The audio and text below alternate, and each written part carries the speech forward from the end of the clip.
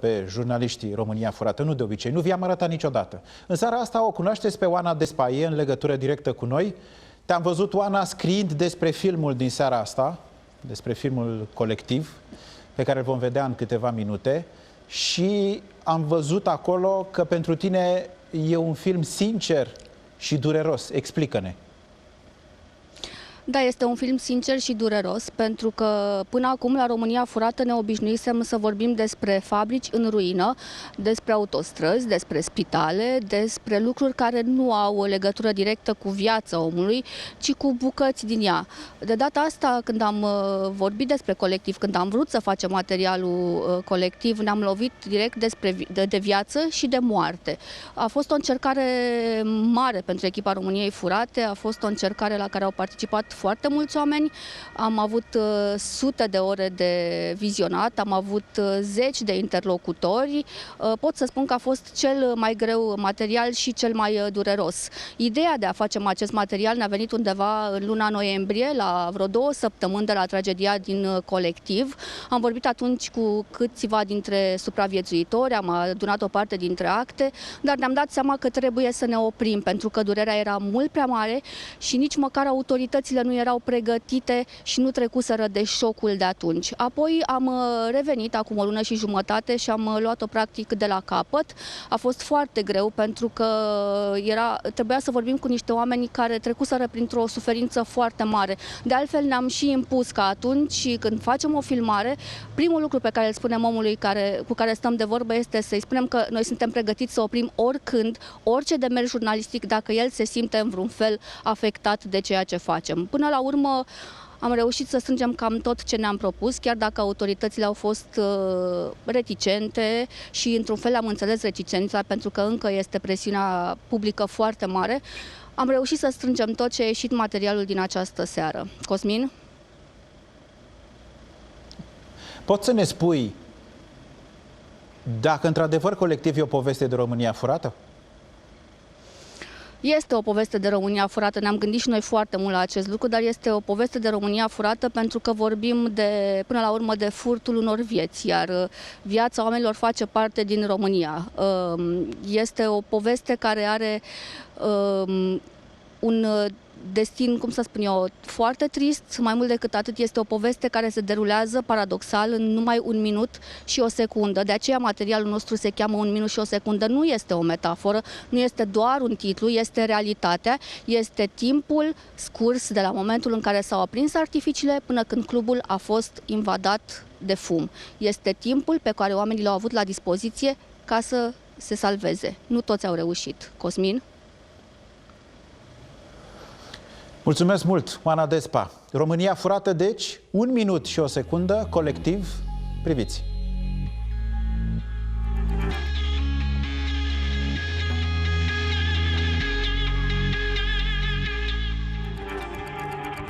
Un club underground într-unul dintre cele mai mari orașe din Europa. Peste 400 de tineri dansează. Dintr-o dată, 4 artificii aprind tavanul. Într-un minut, încăperea arde. 26 de tineri mor pe loc. Peste 150 ajung arși la spital. Tragedia lasă împietrită o națiune. Oamenii cer răspunsuri. –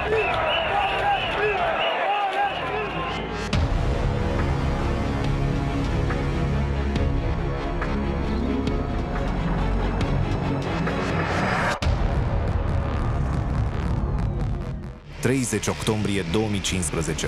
Pentru 400 de tineri începe o vineri ca oricare alta. 6 dimineața. În militari, Miluță Fluieraș se pregătește să plece spre serviciu. De 10 ani este inginer la Centrul Național de Cartografie. Abia așteaptă să-și termine treaba.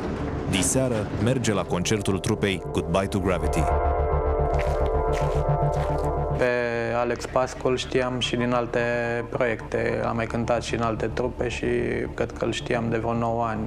Mă amintesc că la un concert era să cadă după scenă, s-a împiedicat de un cablu și cred că atunci mi l-am întipărit în memorie. Pe restul băieților nu-i știam dinainte, i-am cunoscut odată cu Goodbye to Gravity. În timpul liber, Miluță Fluieraș este fotograf de concerte. În cei 8 ani de când pasiunea lui a devenit al doilea job, nu a ratat niciun festival rock din țară. La Mizil, medicul Ruxandra Giambașu face bagaje. Ioana, fiica ei, merge în fiecare weekend la București să se pregătească pentru admiterea la arhitectură. Joi fusesem la cumpărături și îi cumpărasem niște ghetuțe din astea care urmau să fie potrivite pentru naveta de iarnă cu Bucureștiul. Ne simțisem foarte bine, râsesem cu lacrimi toată ziua și ne-am întors acasă joi seară încărcate de bagaje și foarte vesele. Știam că vrea să se ducă la concert, căutase adresa clubului. Era foarte încântată că o să-i vadă în mărimea naturală pe cei din trupă și să le ceară autograf. Și eu mă bucuram că se bucură. Săptămâna a fost așa într-o ebuliție și a încercat să caute prieteni cu care să se ducă. Până la urmă, a plecat singur, am condus-o eu la gară. La 17:58.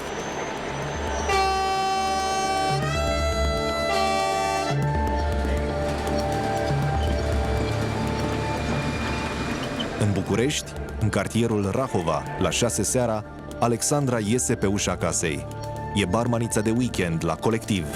Vrea să devină specialist în PR și să-și cumpere o mașină. Își luase carnetul de șofer de vreun an și vrea să-și cumpere mașină. Și vrea să-și cumpere mașină cu bănuții strânși de ea. Asta era ambiția ei. Tot timpul, de fiecare dată, tot ce a realizat a făcut-o singurică, nu vrea niciun fel de ajutor.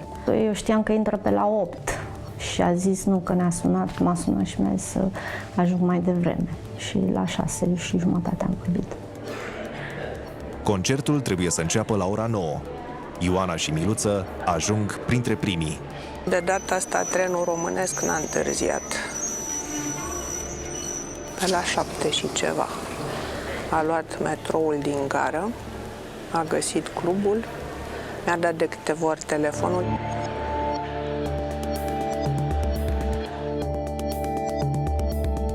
Ca fotograf în club, atunci când nu există un spațiu special amenajat și fotografiezi din public, e bine să ajungi mai devreme pentru a nu deranja tot publicul când vrei să ajungi în față.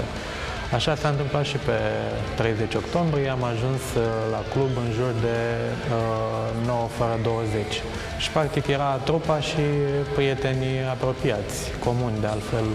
Am schimbat câteva vorbe cu ei, bineînțeles erau destul de stresați și ocupați cu organizarea și apoi am stat, mi-am pus geanta în față, cum fac de obicei, pe una dintre boxe și m-am întâlnit cu alți cunoscuți prieteni ai trupei, cu care am stat până în apropierea momentului în care a început concertul. Minutele trec. Clubul se animă. Frații Elsa și Adrian Albu sunt pentru prima dată în Colectiv. Elsa a venit special din Anglia să-și serbeze ziua de naștere. Azi împlinește 37 de ani. Mai erau 2 zile și pleca sora mea acasă, în Anglia. O săptămână înainte am fost la o prietenă, la Mimi Voicu. Și ele două se înțelegeau foarte bine și au hotărât ca în seara aia să meargă întâi la concert, după care trebuia să mergem prin centru vechi, pe la alte cluburi. Și așa am ajuns Colectiv. Noi am ajuns pe la 10 fără ceva și Mimi a ajuns pe la 10 și 10, cam așa. Ne-am întâlnit la bar și după care ne-am dus în spate la mese. Goodbye to Gravity sau Alex Pascu, Vlad Țelea, Andrei Găluț, Mihai Alexandru și Bogdan Enache sunt revelația ultimilor ani în rockul underground. Pe scenă trebuie să fii artist, trebuie să fii sălbatic, trebuie să faci ca energia ta să ajungă la public. Și Goodbye to Gravity asta făceau. Alex Pascu a fost locomotiva acestei formații. Fără Alex Pascu nu putea exista această formație. Era un băiat perfect. Alex Pascu a înființat Goodbye to Gravity în 2010. Pasiunea pentru muzică și-a descoperit-o în liceu. Visa la un turneu în toată Europa după lansarea din această noapte. El a fost unul dintre cei mai mari fani din România, Iron Maiden, și întotdeauna l-a ținut să cânte stilul ăsta. Numele trupei, Goodbye to Gravity, l-a ales tot el, împreună cu chitaristul Vlad Țelea, de la un vers din cântecul The Wicker Man al lui Iron Maiden. Vlad era un tip extrem de talentat. Avea o deschidere foarte mare pentru artă și orice ține de artă. Era foarte entuziast, alerga tot timpul, era om de spectacol, își stimula și colegii de trupă să facă, era în plină mișcare, interacționa cu publicul, deci el se vede că acolo se simțea ca peștele în apă. Vlad Țelea era arhitect și făcea grafică 3D și design interior. Înainte de a fi chitaristul trupei Goodbye to Gravity, fusese solistul formației de heavy metal Spin. Te gândeai la el cu mare drag, ziceai, wow, tipul arată atât de bine pe scenă. Gestica care avea, felul în care se mișca, felul în care cânta la chitară pe scenă. Mihai Alexandru era tot arhitect. Cânta și el, tot din liceu, dar într-o altă trupă. Când Alex i-a propus să fie cealaltă chitară alături de Vlad în Goodbye to Gravity, a fost una, cred că, dintre cele mai mari bucurii pentru Mișu. Bogdan Enache era bateristul trupei. Făcea design și avea o experiență de aproape 20 de ani în industria muzicală. Am cunoscut, nu știu, foarte de mult, el era mai mare decât noi, l-a apucat să cânte și cu primele trupe, să zic, de metal, așa, când eram noi puști și îl vedeam în alte trupe. Era tot așa un tip foarte implicat și era nostim, asta am spus totdeauna, că o să-mi pară atât de rău, pentru că nu o să ne mai facă nimeni să râdem cum ne făcea Bogdan să râdem. Andrei Găluț era solistul trupei. Se alăturase băieților de la Goodbye to Gravity în 2011. Reușea să-și împartă viața între corporație și scenă. Mi-a plăcut de atunci exact pentru asta, că era o voce rock, era o voce care ieșea în evidență. Goodbye to Gravity își lansa cel de-al doilea album, Mantras of War. Concertul ăsta era o piatră de hotar pentru ei. Vrem să vedem măcar de data asta să meargă. Un eveniment major în viața lor, își chemaseră familiile, prietenii, soțiile, frații, colegi de muncă. La 10 fix, Goodbye to Gravity urcă pe scenă. În boxe se aud primele note din cea mai cunoscută piesă a noului album, The Day We Die. Concertul a început foarte în forță, să spunem, cu prima gerbă de artificii. Ceea ce mi s-a părut ciudat în primul moment a fost că artificiile erau prinse de schelă, ceea ce nu s-a mai întâmplat în cluburi. Am mai fost la concerte în care s-au folosit artificii, nu în colectiv în alte locuri, dar știam că tot timpul artificiile erau verticale pe scenă. Bine, n-am acordat foarte multă atenție, dar mi-a trăsărit în minte acest aspect. La 22:06 își luase o cafea și era instalată lângă unul din stâlpii ăia. Era foarte fericită, foarte, foarte fericită. Am vorbit prietenul ei cu ea și ea i-a spus vorbim mai târziu spre dimineață, acum nu mai pot, lasă-mă că au început să vină clienți. Au început să se adune lumea. Concertul se apropia de jumătate și ceasul era tot în jur de 10:30 și un pic. S-a încheiat piesa The Evil That Men Do, care e cover Iron Maiden, și a început a doua salbă de artificii. Eu eram, cred că, cu ochii în cameră la un moment dat, nu mă așteptam să înceapă chiar atunci, dar mi-am dat seama pentru că am fost lovit de o scânteie de la salba de artificii din partea dreaptă, exact pe pielea capului, și am simțit-o fierbinte. Apoi, imediat am început să fotografiez și am făcut, cred că, o singură fotografie. Sfârșitul jetului, câteva scântei a atins buretele, s-a prins buretele foarte ușor, natural, să zic, foarte natural. Timp în care solistul vocal, Andrei, a spus că, ia uite, s-a prins ceva de genul, s-a prins ceva, asta nu era în program. În momentul respectiv, eu am fost setat să mă duc să iau stingătorul. de la scenă, mă gândeam. Știam că trebuie să fie un stingător la scenă. Așa era normal. Dar până să mă gândesc, când mă duc să iau stingătorul, am văzut că cineva a aruncat bere dintr-o sticlă, a încercat să stingă stâlpul. În momentul în care a ajuns la tavan, efectiv, porțiunea de jumătate de tavan cât era acolo s-a aprins instant. Exact ca și cum ai arunca un chibrit într-o baltă de benzină. Instant. Deci, nefiresc. Și când am văzut că ajung la tavan, am țipat la fete, hai afară, hai, carde. Și am luat-o spre ieșire. Nu știu dacă au trecut, să zic așa, 5 secunde, deja flacăra s-a extins spre ieșire. Doar că în momentul în care am ajuns aproape de ieșire, adică în zona aceea de buffer unde era containerul, s-a produs panică, erau deja oameni căzuți pe jos și nu s-a putut înainta pentru că ușa era blocată. Am tras-o pe sora mea în față și am zis, trece în față și am împins-o spre ieșire. Și la un moment dat am pierdut contractul cu ea, aveam mână în față, întinsă în față pe ea și de momentul ăla nu mai știu ce să întâmplă cu ea. Am simțit în spate căldură, m-am uitat în sus, am văzut galben flacăra, am ridicat mâinile și m-am lăsat în jos. În timp ce mă lăsam în jos, mi-am turnat berea în cap, berea pe care aveam în mână. Și am făcut asta ca să fiu recunoscut când sunt scos de acolo. Deci eu nu mai așteptam să scap.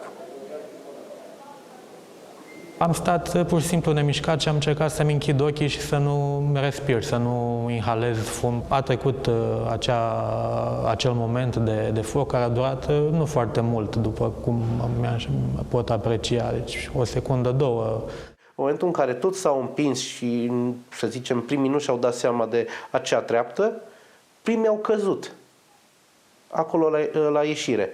Noi am căzut peste, fiindcă în momentul în care am ajuns la ieșire, m-au împins din spate, n-am avut ce să fac și am căzut peste primii. Peste mine au căzut alții și s-a format undeva un dop. Eu pot spune că eram rândul al treilea de jos, dar peste mine mai erau câțiva. Cât eram prins în container, am auzit niște lovituri puternice, practic în ușile containerului, ușile de container, nu ușile de termopan care erau la mijlocul lui decupate, crezând că sunt deja pompierii. Doar că erau niște persoane care ieșiseră înainte de incendiu afară la o țigară și când au văzut că au auzit, adică și-au dat seama ce s-a petrecut, încercau să spargă lacătul de la ușile containerului, dar fără niciun succes. Am ușor culcat pe oameni care erau dispuși unul peste altul și un salvator a încercat să scoată pe cineva care era sub mine. Dar era sub mine, dar nu era conștient, era leșinat. Și tot încerca să tragă și nu ieșea. Și atunci am pus mâna efectiv pe mâna lui, mâna mea dreaptă pe mâna lui stângă și am întins mâna mea stângă.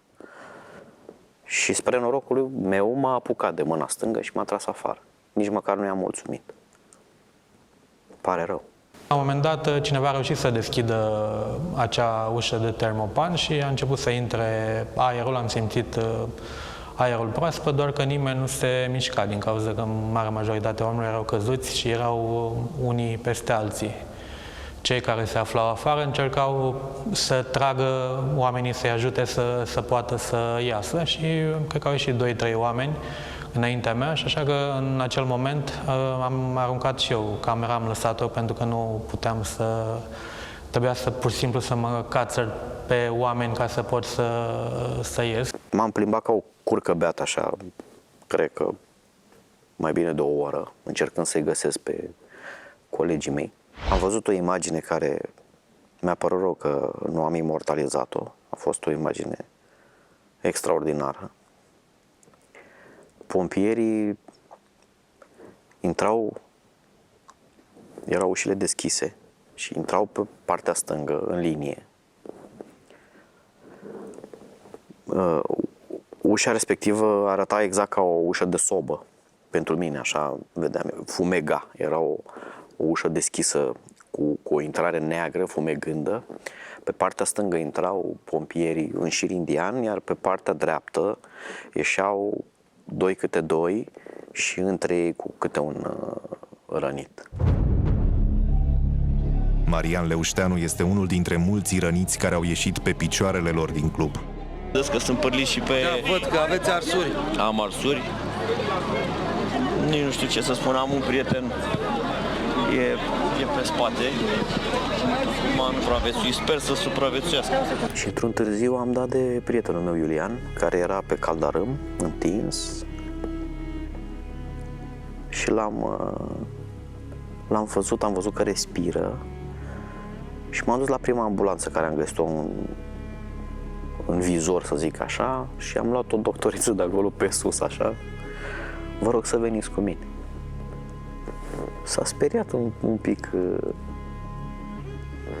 doamna doctor, da, a venit. Și zic, el e prietenul meu, vă rog să-l salvați. Și Nelu Brândușan a ieșit singur din foc. Nu simțeam durerea. Aveam, nu știu, o adrenalină, simțit, atârna pielea așa de pe mână, dar nu simțeam durere. Mă uitam la ea, mă uitam la mână, o vedeam și stăteam foarte calm. Incendiu! Scoateți mașinile! Incendiu în fabrica Pionierul. Alo, bombierii. Deci sunt oameni înăuntru, nu știu cât au ieșit. Nu știu cât au ieșit. La ora 22:32 primul telefon anunță tragedia la 112. Florin, Mihai și Adrian sunt de serviciu la unitățile de pompieri din dealul Spirii la 22:35, când se dă alarma. În 8 minute pe ceas, ajung la colectiv. Anunțurile curgeau șir pe stație, simți un șoc. Dar șocul ăla nu trebuie să dureze foarte mult, te reechilibrezi. Am format alte echipe de căutare-salvare care intrau în interiorul clubului și ajutau pe colegii noștri să scoată alte persoane rănite sau intoxicate.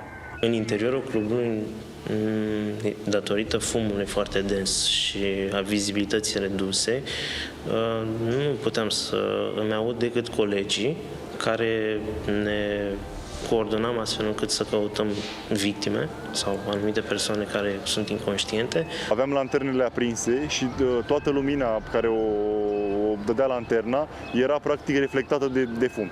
Sunau telefoanele mobile, vă dați seama că m-am gândit la faptul că e cineva la capătul firului, la celălalt telefon care sună și încearcă să afle despre apropiați cei dragi care se aflau în club. La 22:50, autoritățile declanșează codul roșu de intervenție. Prefectul Capitalei aprobă intrarea în procedură specială. Părea o seară liniștită, stăteam la televizor, ațipisem chiar. La un moment dat a sunat telefonul, am zis că este inspectorul șef al ISU. Între timp văzusem că mi-a intrat și un mesaj. Mi-a spus că la un club a izbucnit un incendiu și sunt victime multiple și a cerut aprobare pentru declanșarea planului roșu. M-am și uitat la ceas, era 22:50, mi-aduc aminte. Smurd primește undă verde să preia coordonarea intervenției. Aproape 60 de echipaje de prim ajutor ajung la locul tragediei. Odată ajuns la fața locului, am deschis ușa ambulanței să cobor, să evaluez situația, dar n-am reușit să cobor din ambulanță pentru că 6-8 persoane încercau să urce în ambulanță și toți strigau, ajută-mă, fă-mi ceva, mă doare, salvează-mă, nu mă lăsa să mor. Era o scenă de război, efectiv, cum vezi la televizor, tineri peste tot, se improvizaseră un fel de paturi din europaleți. Raed Arafat, coordonatorul Inspectoratului pentru Situații de Urgență, era acasă când a fost alertat. Imediat a dat ordinul ca toate spitalele care au camere de urgență să se pregătească. O decizie care am luat-o telefonic și cred că a fost bine că s-a luat din discuțiile din momentul în care am fost sunat și am început să aflu câte victime sunt, a fost deschideți pe toate spitalele, anunțați toate unitățile de primire urgență. Și, într-adevăr, n-am mai ținut cont că sunt arsuri să-i trimitem pe toți, de exemplu, la spitalul de Arș. Era imposibil și atunci, dacă acest lucru se întâmpla, sunt convins că numărul deceselor în prima zi urca foarte mult.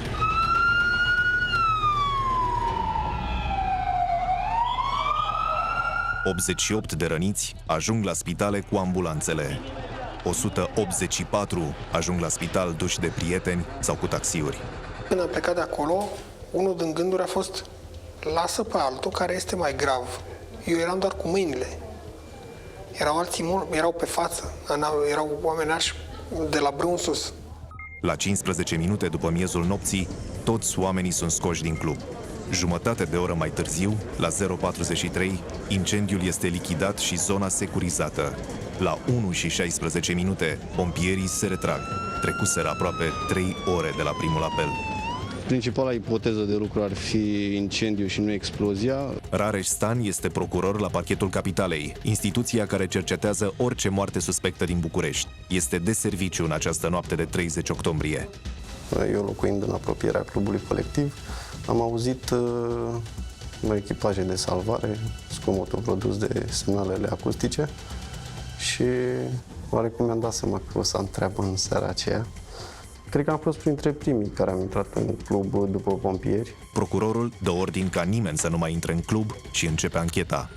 Când am ajuns acolo, nu știu, imaginea a 26 de tineri decedați la oaltă, un număr foarte mare de persoane care primeau îngrijiri medicale, care erau resuscitate chiar și pe asfalt, mirosul de carne arsă, fum. Ca să intrăm având gura și nasul acoperite.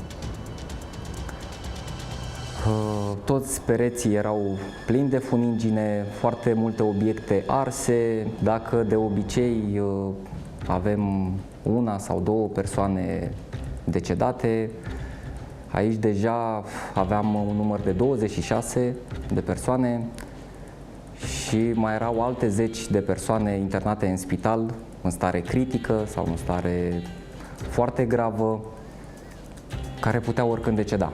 Iulian Bocu și Darius Lupescu, polițiști la serviciul omoruri. Au fost ridicate aproape toate probele posibile din club. De la burete până la ultima picătură de funingine.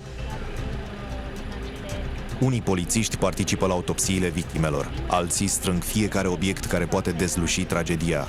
Unii dintre răniții internați care mai pot vorbi dau declarații. La spitale, curțile sunt pline de oameni care își caută rudele și prietenii. Șuță, silaghi, ceva de rușeț. După aceea am văzut un ștraif la televizor, explozie într-un club din centru vechi. Și am avut un moment din ăsta de bucurie ticăloasă, știind că ea nu este în centru vechi. După care au continuat știrile și a pronunțat cineva de la televizor numele străzii Tăbăcarilor. Și mi-am adus aminte că o auzisem căutând strada asta. Am văzut că nu răspunde la telefon. Era deja foarte târziu și mizilul, chiar dacă e pe DN1 și are și gară, nu mai are legături nici pe șosea, nici pe linia de tren cu restul lumii, așa că am rugat pe cineva să vină cu o mașină și să mă ducă la București. Între timp începuse să o caute și fratele meu, care era în București. Eu m-am dus în locurile în care era statistic cel mai probabil să o găsesc, adică la Spitalul de Urgență Floreasca, n-am găsit-o, la Spitalul de Arș, n-am găsit-o și m-am dus la club. Auzisem deja că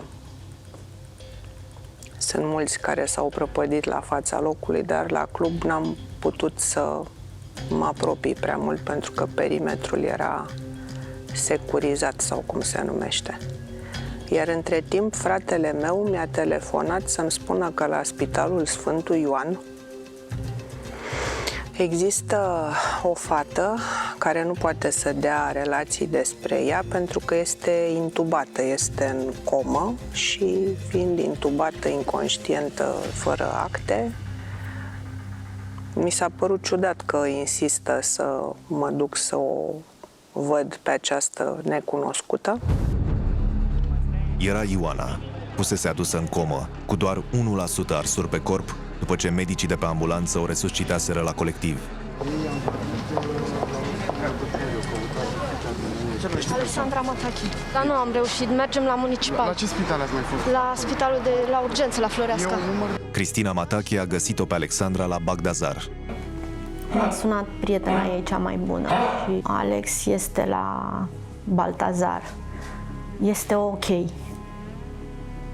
Când am auzit lucrul ăsta, normal trebuia să mă bucur, dar am avut așa o teamă. Alexandra era inconștientă, avea arsuri superficiale pe mâini, trecuse deja printr-o operație și era conectată la aparate. O doamnă asistentă mi-a spus: stai liniștită că fata noastră nu este chiar așa de grav. Sunt alții mai grav. În timp ce disperarea îi cuprindea pe cei de afară, în spitale, medicii și asistentele trebuiau să-și păstreze calmul și să-și facă treaba contra cronometru.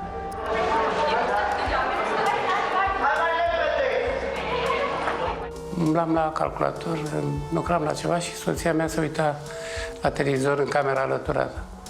Și la un moment dat îmi spune, zice, ia vină repede să vezi ce se întâmplă, zice. E ceva la noi în sector, un incendiu. M-am dus, am văzut, am rămas șocat și i-am spus, dragă, eu trebuie să mă duc acolo, zic, precis o țări de la noi după astea. Păi stai să te cheme, zic, nu mă duc, nu e nevoie să mă cheme, trebuie să mă duc, precis o să fie de lucru mult. Gavril Hodărnescu este medic de peste 40 de ani. Când a ajuns la spitalul de arsuri, a intrat direct în sala de operație. Era lume multă, era agitație. Majoritatea din cei care erau aduși cu salvarea erau foarte agitați, într-adevăr, speriați, disperați, țipau. Nici șeful secției de terapie intensivă, Adrian Stănculea, nu era de gardă în acea noapte. Era în drum spre Bușteni, împreună cu familia. Doctorița care era de gardă, colega de la anestezie care era de gardă, m-a sunat că s-a anunțat un accident colectiv mare. Și am zis, ok, bine, știi ce ai de făcut? La început nu înțelegeam de ce e atât de multă agitație. Ok, sunt niște răniți dintr-un incendiu. Ce poate fi atât de grav? Că doar au mai venit, noi suntem obișnuiți cu chestia asta să ne vină. Spuneți-i prin saloane, băgați-i, așteptați și intrați pe rând cu ei la sală. Păi nu putem, că toată terapia e blocată jos. Păi ce caută terapia jos? Terapia ar trebui să fie sus. Păi nu avem, că... Păi am înțeles că ei de fapt veniseră, erau luați direct de salvare, nu în ceea ce de obișnuință ne aduce salvarea, adică bolnavi cu aborduri venoase prinse, care sunt pregătiți așa un pic. Salvarea pur și simplu îi luai, îi punea salvare, veneau cu ei la spitale și descărcau. Și atunci am înțeles că lucrurile sunt groase. La 5 ore de la incendiu, bilanțul se schimbă. Al 27-lea este persoana care a decedat aici și care nu este identificată încă. În spitale se dă prima luptă dintr-o lungă bătălie pentru viață. La arsuri se operează în continuu. Medici și asistente au venit de acasă, fără să le ceară nimeni. Pensionari și studenți la medicină, voluntari, vin să ajute. Vor să doneze sânge sau să aducă alinare rudelor. La fel ca la spitalul de arsuri, în toate celelalte 10 spitale în care ajung răniții. Sâmbătă dimineața am trebuit să începem să facem ordine, să-i selectăm, să vedem că erau împărțiți prin tot spitalul, unii bolnavi, cum era Miluță. Miluță fiind într-o stare și cu arsură relativ severă, era printr-un salon săracul pe unde a ajuns, pe jos, unde nu era o monitorizare mai complexă. Și atunci am decis să înființăm un salon lângă terapia intensivă. Am încropit un salon, 4 paturi lângă terapia intensivă și acolo am selectat și au ieșit 4 bolnavi, printre care și Miluța și încă 3 bolnavi care erau la limită de... Ei ar fi fost bolnavi de terapie intensivă. Deci dacă nu ar fi fost cei 10 care ocupau toată secția de terapie intensivă, ei 4 ar fi fost în saloanele de terapie intensivă pentru că riscurile lor erau destul de mari. Miluțe și cu ceilalți au fost multe zile dependenți de oxigen. Oficial, România trebuia să fie pregătită să îngrijească o parte dintre bolnavii gravi, internați în saloane improvizate. Cu 7 luni înainte, la cel mai mare spital de urgență, Floreasca, fusese inaugurată o clinică specială pentru arși. Statul a cheltuit 11 milioane de euro pentru construirea ei. Cele 6 paturi de aici erau în baza de date a serviciului de ambulanță ca disponibile în orice moment. Ele sunt luate în calcul ca paturi pentru pacienți critici. Acea secție era pregătită să primească persoane mari arși. În realitate, pe ușa de intrare în clinică e pus lacătul. Avem echipament, dar nu avem personal, pentru că oamenii am angajat într-o primă etapă, au venit, au văzut cât de grea e munca și au plecat. Cu toate că există oficial medici de chirurgie plastică și reparatorie în alte 10 de orașe, nimeni nu a fost chemat la București să lucreze în clinica doctorului Lascăr în zilele care au urmat. Pe lângă lipsa de personal, ministrul Sănătății și doctorul Ioan Lascăr recunoșteau că la clinică mai e și o problemă tehnică. A doua zi, în spitalele din București mai erau internați 146 de oameni. 86 erau catalogați ca fiind mari arși. Pentru ei, existau doar 51 de paturi speciale și doar jumătate aveau ventilație artificială. Începe redistribuirea pacienților între spitale și externarea celor cu răni ușoare. Un bolnav mare ars trebuie să stea singur într-un salon. Un salon care să aibă un regim special, ca un regim de sală de operație. Pentru că în salonul ăla trebuie operat, în salonul ăla trebuie spălat și în salonul ăla trebuie pansat.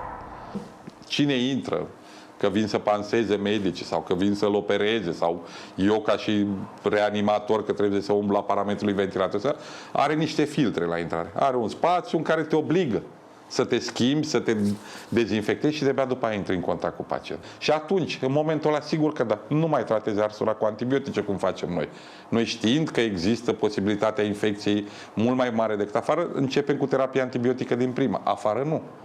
Afară lucrurile sunt foarte clare. Nu dăm antibiotic decât dacă se va întâmpla și va fi cazul. Pe 1 noiembrie, numărul morților urcă. Alexandra Matache devine victima numărul 30. La 5:20 a ieșit o doamnă doctor și a zis așa a început. Din păcate. Și când am auzit din păcate, nu mai știu.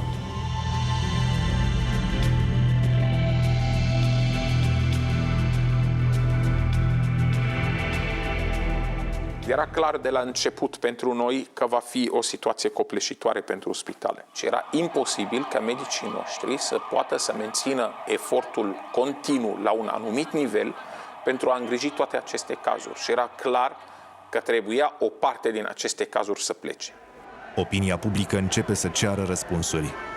10.000 de oameni mărșăluiesc în centrul capitalei și cer autorităților să-i găsească pe vinovați. Cristian Popescu Piedone conducea sectorul 4 de 7 ani. În noaptea tragediei fusese la Colectiv, club aflat în arondismentul lui. Șoimu, vă rog, comunicați datele. SC Colectiv Club SRL deține un acord de funcționare din data de 14/1/2015, o autorizație de funcționare din data de 14/1/2015, Poliția Locală Sector 4, ultima oară a fost în control pe data de 21/10/2015, unde s-a întocmit un proces verbal pentru lipsă calificare personal. Primarul Piedone rămâne pe poziții. De hârtii nu am nimic ce să-mi reproșez, am îndeplinit toate formele legale de eliberare a acordului de funcționare. Pe 2 noiembrie se fac primele rețineri. Patronii clubului, Paul Gancea, Costin Mincu și Alina Anastasescu, sunt arestați. Acuzațiile aduse sunt ucidere din culpă și vătămare corporală din culpă. În România vin și primele echipe de medici din Israel, Franța și Marea Britanie, care evaluează starea răniților. Rudele încep să ceară transferul în străinătate. Ministrul Sănătății asigură că în România totul e sub control. Chiar mai devreme mă suna doamna ministru din Moldova, însă i-am comunicat că nu chiar nu avem nevoie de nimic în acest moment. Medicii noștri pot gestiona situația, ne descurcăm foarte bine, iar medicii noștri pot face față cu brio oricărei situații. Primul om care, într-adevăr, a sunat a fost ambasadorul Angliei, care a sunat pe la 4-5 dimineața la centru aici și a zis că dacă avem nevoie de sprijin din partea lor. A doua zi, deja, pe duminică, dacă nu greșesc, am intrat în legătură prin Ministerul Apărării cu cei de la Spitalul Militar de la Bruxelles. Pe 3 noiembrie, 70.000 de oameni ies în stradă, în toată țara.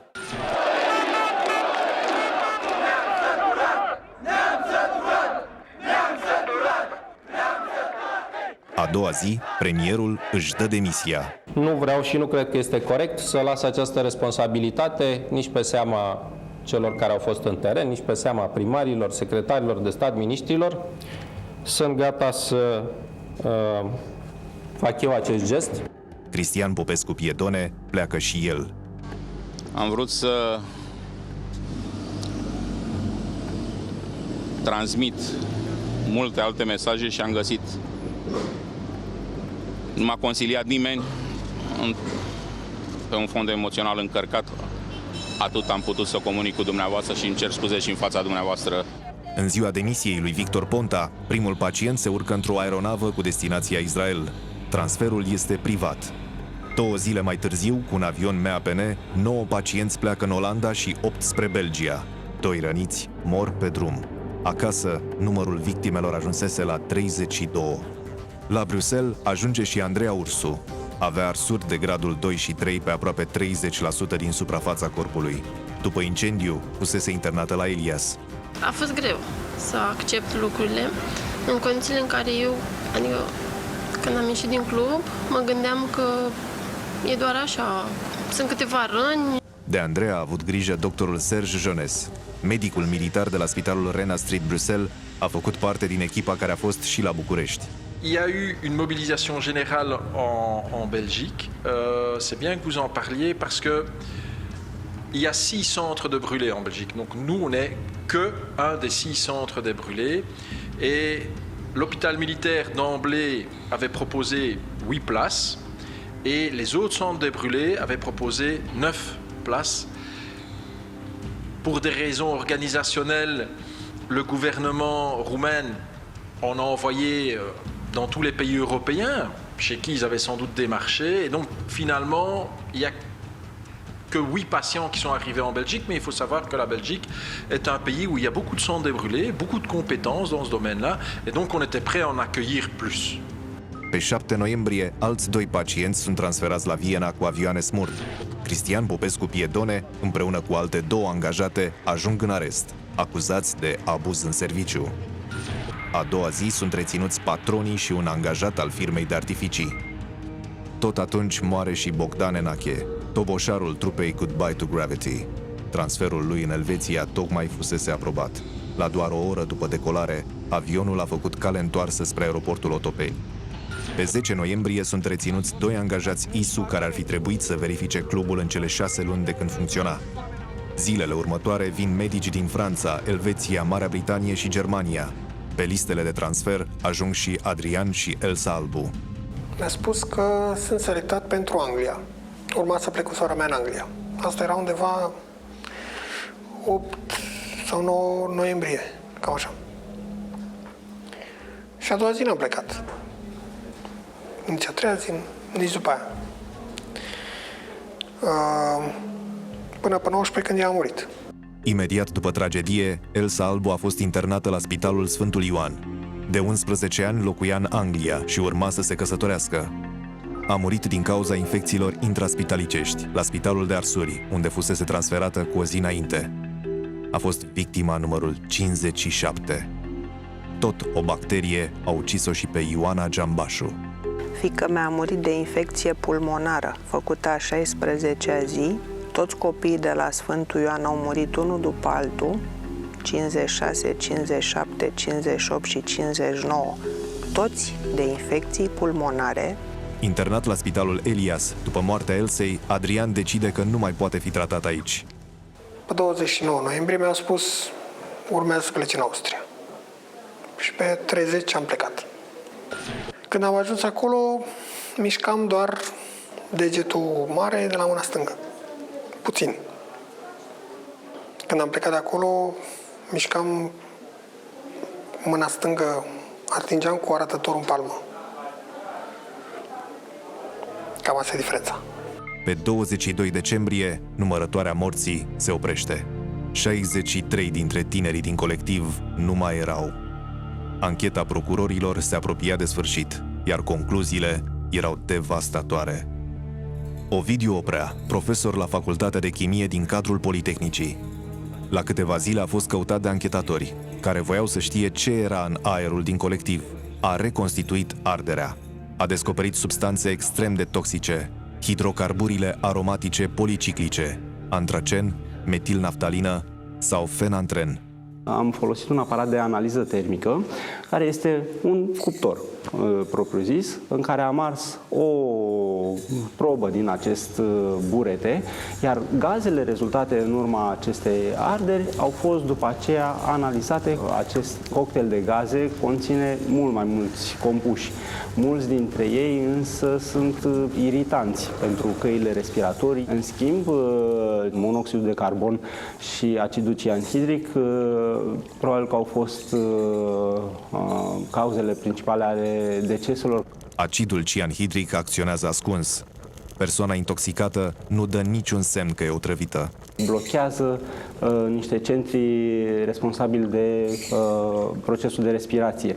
Practic, omul intră acolo, respiră, el are impresia că e totul normal, dar de fapt plămânii lui și sângele lui nu se mai oxigenează și el efectiv la un moment dat își pierde cunoștința. Nu doar gazul este toxic. Topitura rezultată este periculoasă. Compoziția chimică a materialului întreține focul chiar și în lipsa unei surse directe de căldură. Da, se observă deja cum începe să picure, cum se topește. Vedeți în partea de jos cum a căzut? Buretele ignifugat folosit la capitonarea clubului a ars și după ce s-a scurs de pe pereți și tavan, direct pe pielea pe care a ajuns.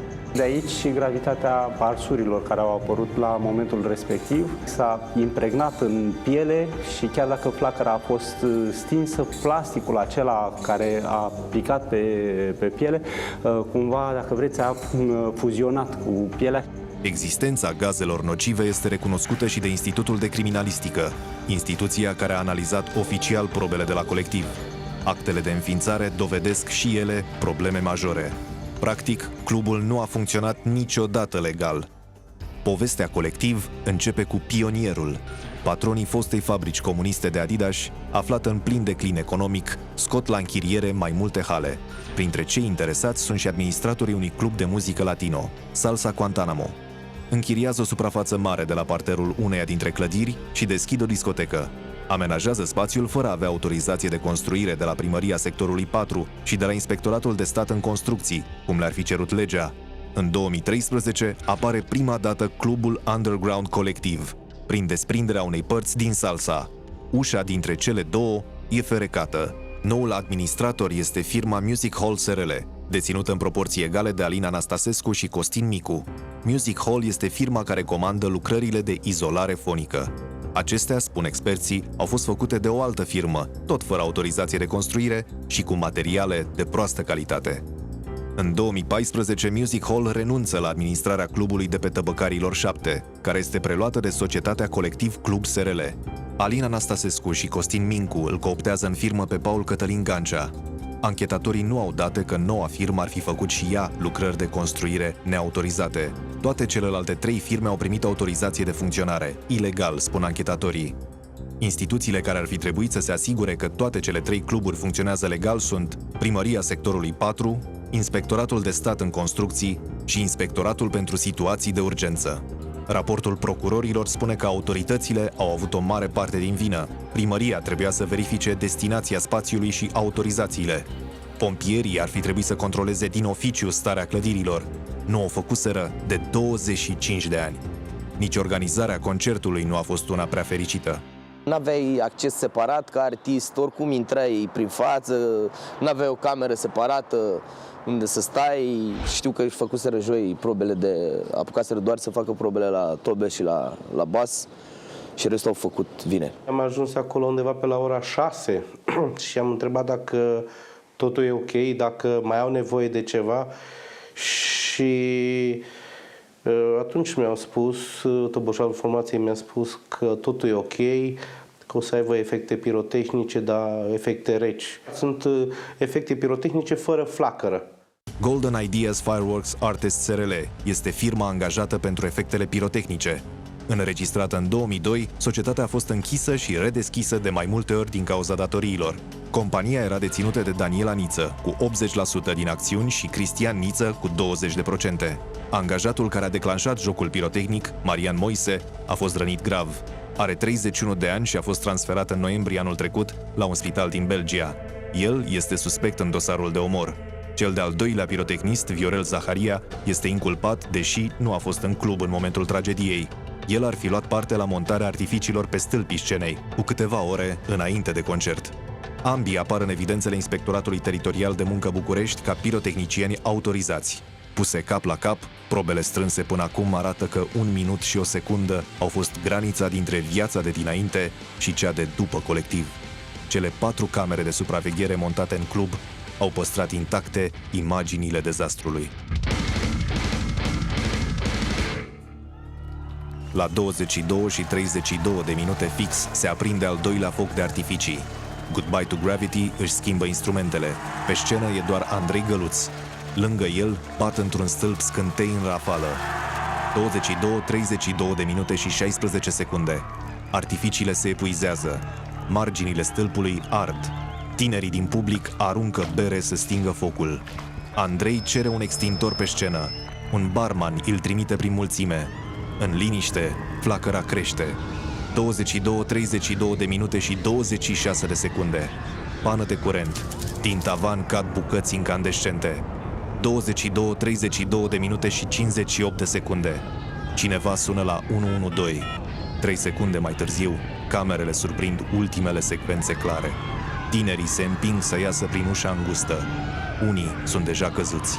Rampa de 7 centimetri care despărțea ieșirea de restul clubului și containerul montat la intrare au îngreunat evacuarea. Pusculadă, apoi fumul dens, înghite tot. Februarie 2016. De la incendiul din colectiv au trecut mai bine de 3 luni. Adrian Albu s-a întors din Austria și continuă recuperarea la Elias. Am un pic cam mult noroc față de restul lumii. Cam normal n-ar fi trebuit să fiu aici. Ar fi trebuit să fie sora mea în locul meu. Miluță Fluieraș merge și el de luni până vineri la Elias, unde continuă recuperarea. La spitalul de Arsuri revine cel puțin o dată pe lună la control. Doctorul Gavril Hodărnescu l-are și acum în grijă. Cu mâinile în bandaje speciale, fotograful încearcă să revină la viață. Merge la concerte în săli aglomerate și face ce făcea și înainte de 30 octombrie. Imortalizează viața. M-am încă un obiectiv, dar nu cred că îl mai scot în armălaia aia de acolo. Rămân cu astea 3. Și ce aveai în plus? Un 90 cu 2.8 de macro, care era și de portret, ok.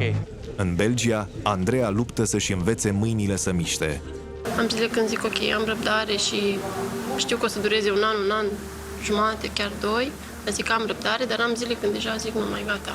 Eu un vis urât. Ruxandra Giambașu a renunțat la cei 20 de ani de carieră pe care și-a construit în Mizil. S-a mutat în București. Am fost medic în România 25 de ani. I-am împlinit când eram cu Ioana în spital pe 1 noiembrie. Eu personal am învățat că de ce ți-e frică nu scapi.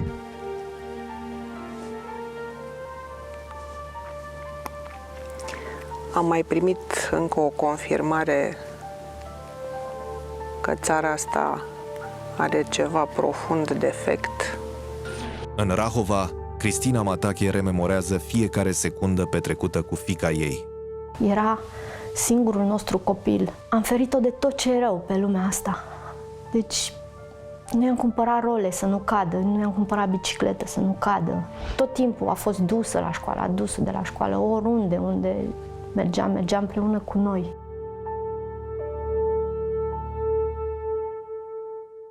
Vreau să trăiesc frumos. Adică consider că fiecare zi trebuie să fac pe cineva să zâmbească. În fiecare zi. Dacă am smuls un zâmbet unui om, înseamnă că e o zi bună. Vreau să refac trupa. Vreau să mă vindec și să pot să folosesc mâna stângă din nou. Vreau să nu mă las. Asta e. Planul meu, să zic așa. Mă simt împlinit pentru că mi-am făcut datoria. Dintre victimele pe care le-am transportat la spital, niciuna nu a decedat.